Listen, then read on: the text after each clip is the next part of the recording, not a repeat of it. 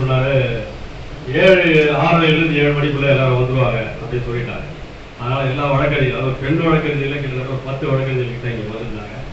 அவங்க எல்லாருமே வீட்டுக்கு போகணுன்ற சூழ்நிலை 9 மணிக்கு மேலே ஆயிடுச்சு. அதனால எல்லாருமே கிளம்பிட்டாங்க. இப்போ நீங்கள் பார்க்குறது ஒரு சிறிய அளவில் தான் இருக்காங்க.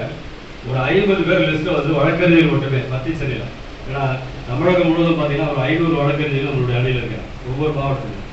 குறிப்பாக சென்னையில் இங்கே மத்திய சென்னையில் பார்த்தீங்கன்னா நூற்றுக்கணக்கான வழக்கறிஞர்கள் இருக்காங்க. அதில் 50 வழக்கறிஞர்கள் நம்மளுடைய அகில இந்திய தகவல் மற்றும் சட்ட முன்னணி அண்ணா திராவிட முன்னேற்ற கழகத்துக்கு ஒரு வலிமை சேர்க்க வேண்டும் என்ற ஒரு காரணத்துக்காக நாங்கள் ஏற்கனவே லிஸ்ட்டை போட்டுட்டோம். அதை நீங்கள் பார்த்தீங்களான்னு எனக்கு தெரியல.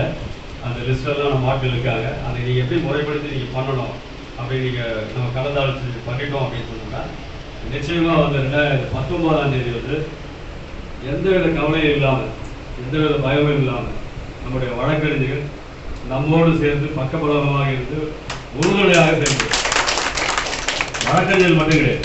இங்கே பார்த்தீங்கன்னா ஆயிரக்கணக்கான உறுப்பினர்கள் இங்கே இருக்காங்க. இங்கே பார்த்தீங்கன்னு சொன்னால் அம்ஜிகர் மார்க்கெட்டில் பார்த்தீங்கன்னா எக்கச்சக்கமான பிரச்சனை. இங்கே சேகர் இருக்கா இல்லையா, போயிட்டாரா? அங்கெல்லாம் எடுத்தீங்கன்னா கிட்டத்தட்ட ஒரு 400 உறுப்பினர்கள் நம்ம கிட்ட இருக்கு.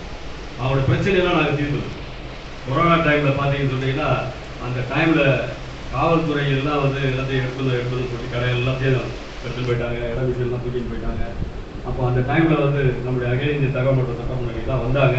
அவங்களுடைய பிரச்சனையை கிட்டத்தட்ட 1 மணி நேரத்தில் முடிச்சு கொடுத்துருக்கோம். இன்னைக்கு பீஸ்ஃபுல்லாக அவங்களுடைய வியாபாரங்கள் நடந்துகிட்டு இருக்கு. பல பகுதிகளில் நம்ம இன்னைக்கு மத்திய சென்னையில் அண்ணா நகர்லேருந்து, வெள்ளிவாக்கத்திலிருந்து, இந்த பக்கம் எக்மோர்லேருந்து எல்லா பகுதிகளிலுமே நம்மளுடைய 1000 விளக்குலேருந்து எல்லா பகுதியிலுமே நம்ம மக்கள் செயல்பட்டு இருக்காங்க. ஒவ்வொரு இடம் மீட்டிங் போட்டு பேசிக்கிட்டே இருக்கும். நம்ம இன்னைக்கு நீங்கள் வந்திருக்கீங்கன்றதுக்காக நான் சொல்லலை.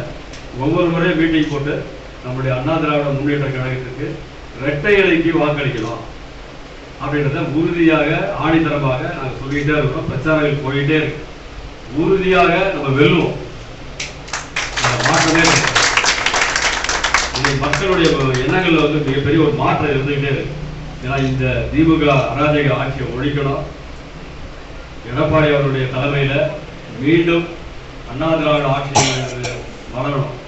முக்கியமாக என்னன்னா 2026 இந்த பார்லிமெண்ட் எலெக்ஷனை விட எங்களுக்கு தோன்றது என்ன அப்படின்னு கேட்டீங்கன்னா, உங்களோட 100% இப்போ 100% தான். அப்போ 100% எங்களுக்கு பயன்படுத்தணும். 1000% வேலை செய்யும். 1000% வேலை செய்யும். 1000% வேலை செய்வோம். நீங்க நான் இனிமேல் நடத்துவோம் மீட்டிங்.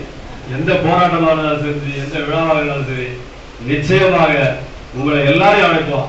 நீங்க கெஸ்டா இருக்கு. நீங்க கெஸ்டா பாருங்க என்னுடைய பணி எப்படி இருக்குன்னு பாருங்க.